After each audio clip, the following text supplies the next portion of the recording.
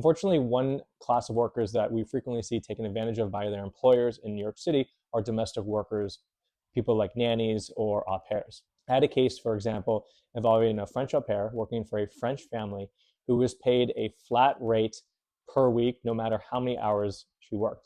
Unfortunately, her employer didn't pay her for months at a time, sometimes 4, 5, 6 months without pay. They would give her a credit card to cover her basic expenses and living expenses, but she wasn't paid her hourly or weekly rate, and she essentially became completely reliant on her employer to survive.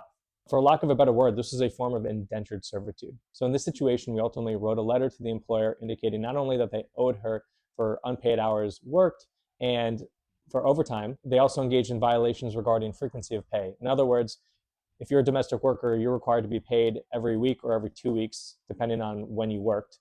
But if you're only paid every 4 or 5 months, there's a frequency of pay violation here. This case settled, and this individual was able to obtain compensation for the many hours she worked for which she wasn't compensated. She didn't even realize that she was entitled to receive compensation for these hours worked. If you're an au pair, domestic worker, or nanny working in New York City, and you're not being compensated for every hour that you've worked, and if you're not being paid overtime wages for hours worked over 40 or 44, depending on whether you're live in or not live in, contact the New York Labor Employment Attorney today.